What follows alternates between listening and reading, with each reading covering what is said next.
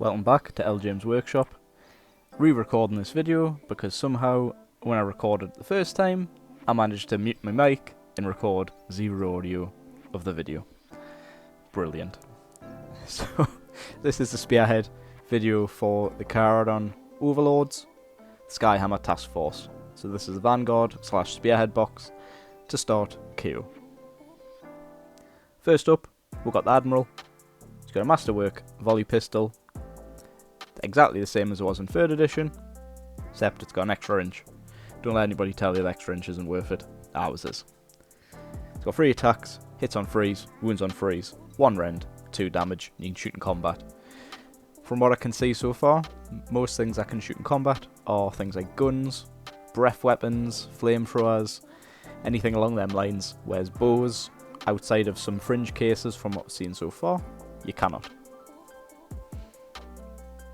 He moves 4 inches, he's got 6 health, 3+ save, 2 control.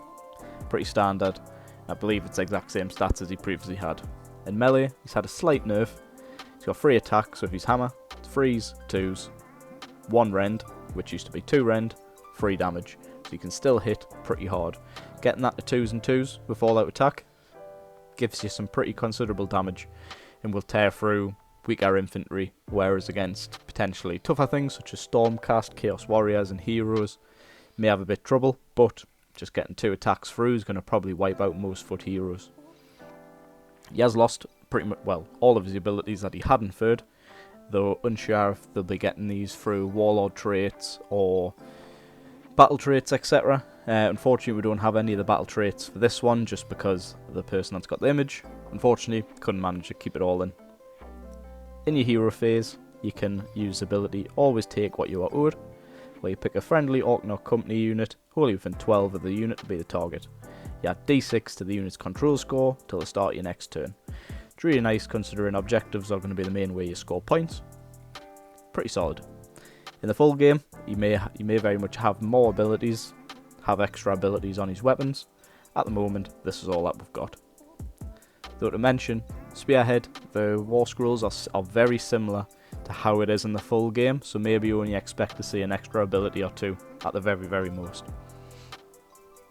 Next, we've got your infantry of Arkanaut company. They move 4, 1 wound each, 1 control, and a 4+ save. These in Spearhead are split into 2 groups of 5, whereas normally they come in a group of 10. I don't expect to see that to change. They've got a bevy of weapons, and it tells you down. One unit has 4 Arkanauts, armed with a privateer pistol and a cutter, and 1 can have a sky pike. The other unit has 3 Arkanauts with a pistol and cutter, 1 with the volley gun, 1 with the light skyhook. Currently, I would imagine that the build is not going to change, so you'll have 10 in a unit, and then 1 model can have each individual special weapon. Just a quick run through the weapons. So they've got privateer pistols, 10-inch range, 2 attacks, 4s, no rend, 1 damage. And again, for being a pistol, you shoot in combat. They've got the volley gun, 15-inch, 2d6 attacks, 4s, no rend, 1 damage, can't shoot in combat. These will on average get you about 7 to 8 hits, though you can swing up or swing down in getting anywhere between 2 to 12 shots. The light skyhook also has 15-inch range, 1 attack, 4s freeze, 2 rend, d3 damage. The 2 rend is nice, but the d3 damage can massively let you down occasionally. Melee weapons, you've got Arkanaut cutters, 2 attacks, 4s, no rend, 1 damage, no abilities. The gun butt, 1 attack, 4s, 5s, no rend, 1 damage. The sky pike, 2 attacks, freeze, 1 rend, 2 damage. And it does 2 mortal damage on a 6 to hit. They have a passive ability, Glory Seekers, which gives you +1 to hit when you're attacking a unit that is contesting a objective. That is both with your shooting and your melee attacks. So the majority of your attacks will be hitting on freeze or 2s with the sky pike if you're attacking an enemy on an objective.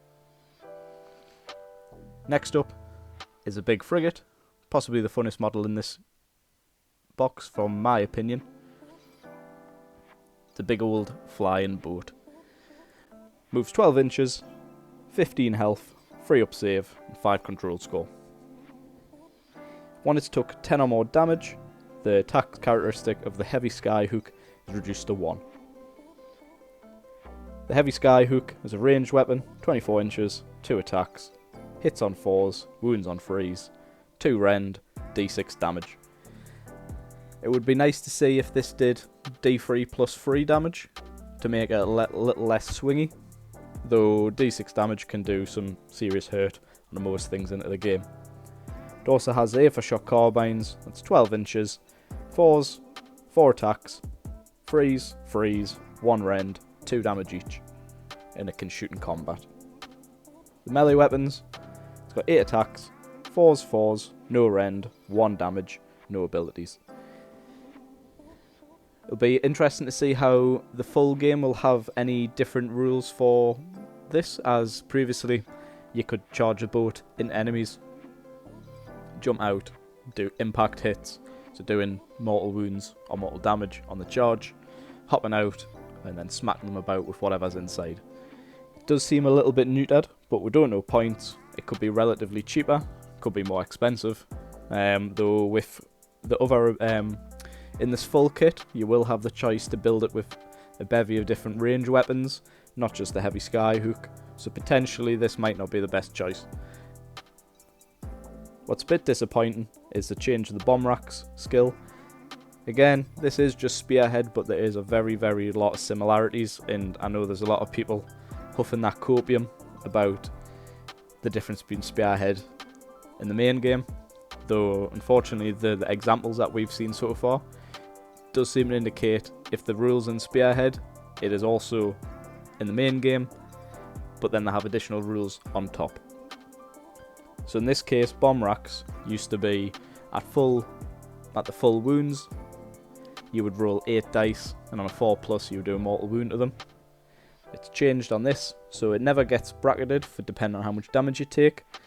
But now, when you've picked an enemy unit that you've passed across in this phase to be the target, you roll dice. On a 2+, you do d3 mortal damage on the target. On average, you used to be able to do 4 mortal wounds. Now you roll 4 dice on a 4+. You should do half of them. So, on the best case, you're not doing as much as you previously did, though damage across the board does look like it has been toned down as a whole in the game. So you've got less lethality, a little bit more durability, which, to be honest, KO were massive boogeymen in the previous edition in terms of how much damage they could do, so it'll be interesting to see how this changes. And last up, we've got Skywardens. These can also be billed as engine riggers, which are more of a support class with a little bit more shooting. The Skywardens themselves are a bit more of your melee based, fast moving dwarfs. Very similar to how the previously were. We've got 12-inch move, 2 wounds each on a 4+ save. You do only get 2 in a unit. Oh no, sorry, you get you get 3 in a unit, sorry. Can't read. And they got 1 control each, so it counts as 3 on objective. So 2 have got a vulcanizer pistol, 1 has an automatic volley gun and gun butt. What I would suggest is if you buy in a Spearhead box or a Vanguard box, build the models how you want, and when you play Spearhead, there's no confusion on what they are because you don't have the crossover of build them as engine riggers and just run them as Skywardens when you play in Spearhead.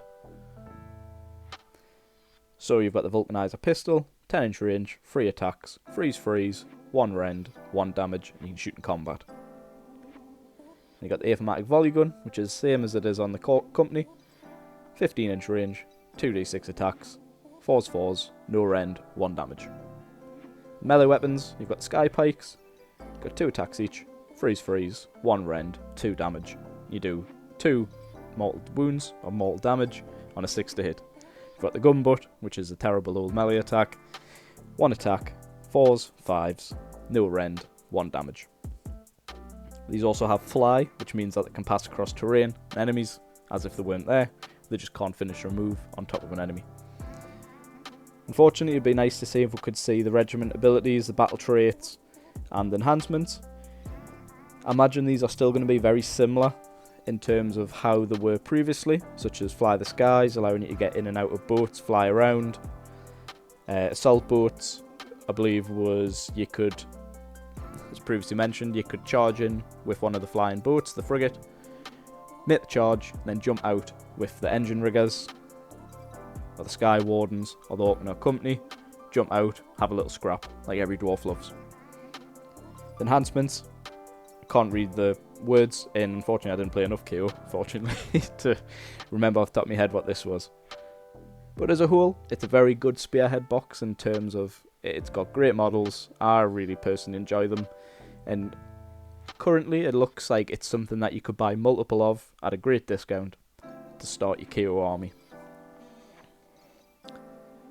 As I say, a little bit of a different video today. Gonna just be going through these, putting my thoughts on them, maybe a way that you can buy them, a way you can purchase them, if it's worth the purchase. Obviously at the end of the day, it's always going to come down to personal preference. Thanks for watching, make sure you like the video, subscribe, tell us if you fancy playing KO, or you're going to play Spearhead, check on your mates, make sure everyone's doing sound, because not enough people in the world enjoy talking about the feelings, but it's a very important thing. Have a good one, lads.